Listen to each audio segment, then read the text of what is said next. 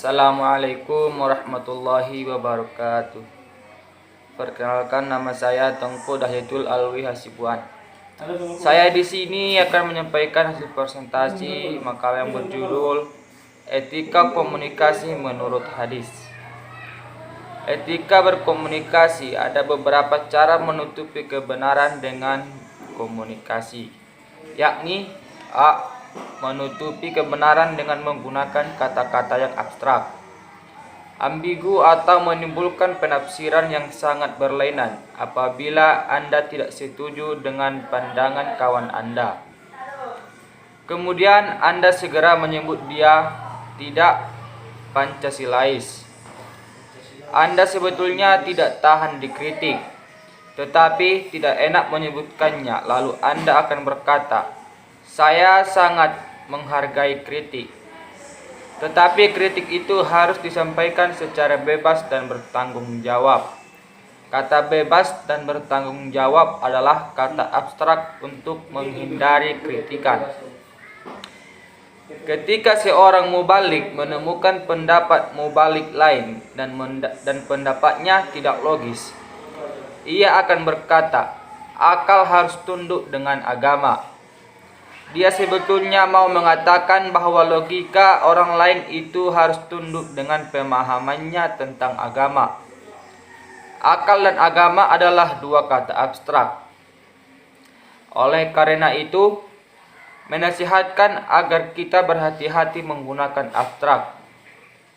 B. Atau yang kedua, orang menutupi kebenaran dengan menciptakan istilah yang diberi makna orang lain.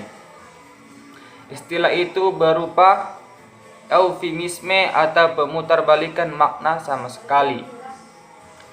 Pejabat melaporkan kelaparan di daerahnya dengan mengatakan kasus kekurangan gizi atau rawan pangan.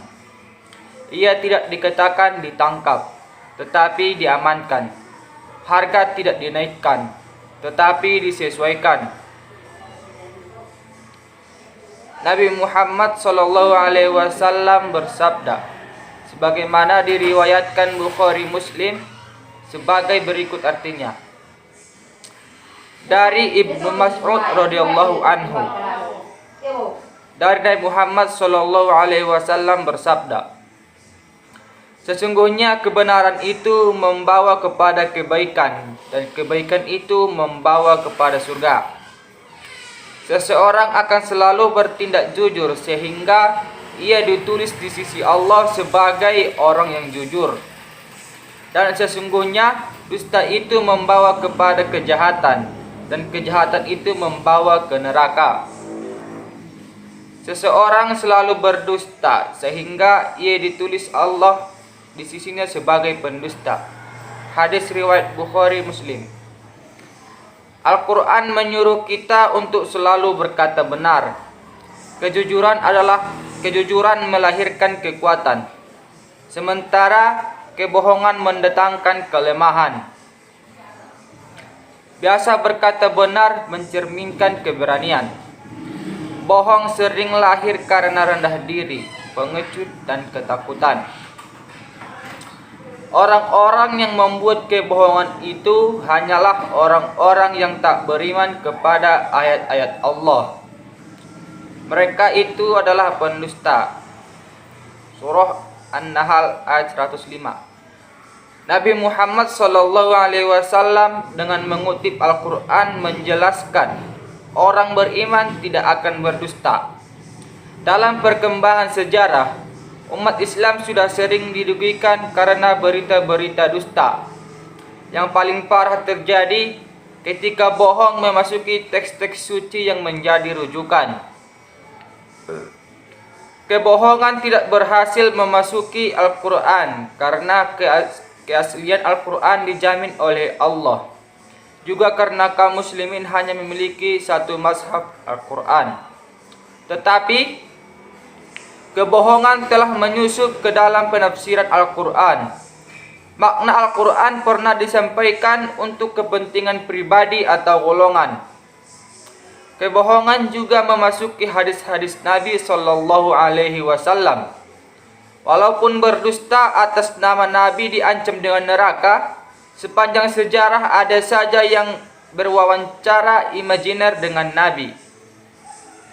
Belakangan ada orang melakukan wawancara imajiner dengan para sahabat yang mulia.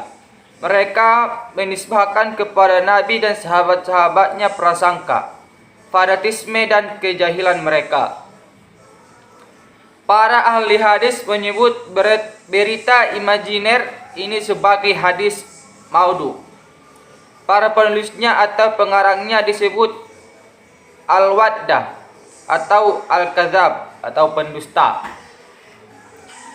Pada zaman Nabi, mereka disebut al-fasik.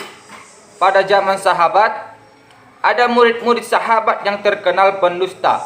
Di antaranya Ikrimah dan Muqatil bin Sulaiman. Ikrimah misalnya banyak menisbahkan pendapatnya pada Ibnu Abbas. Ka'ab al-Ahbar banyak memasukkan mitos-mitos Yahudi dan Nasrani dalam tafsir, sehingga para ulama menyebutnya sebagai tafsir Israiliyat. Berita-berita dusta tentang Nabi sangat berbahaya karena umat Islam merujuk pada Nabi dalam perilaku mereka. Sunnah Nabi menjadi dasar hukum yang kedua setelah Al-Quran. Memasukkan hadis Nabi berarti memalsukan ajaran Islam.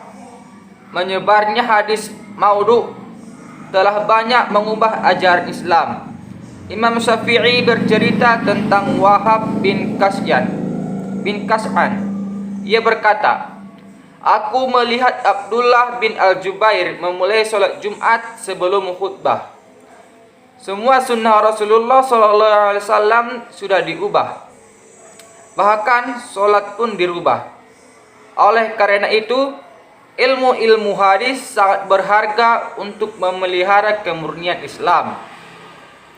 Studi kritis terhadap sejarah Rasulullah akan disambut oleh setiap muslim yang mencintai kebenaran dan sekaligus dibenci oleh orang-orang yang mau mencemari Islam.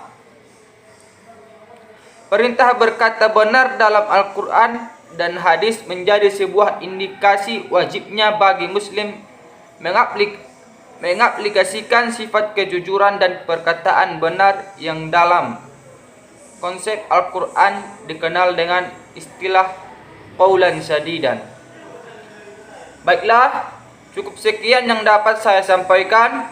Kurang dan janggalnya saya mohon maaf. Wabillahi taufiq wal hidayah. Assalamualaikum warahmatullahi wabarakatuh.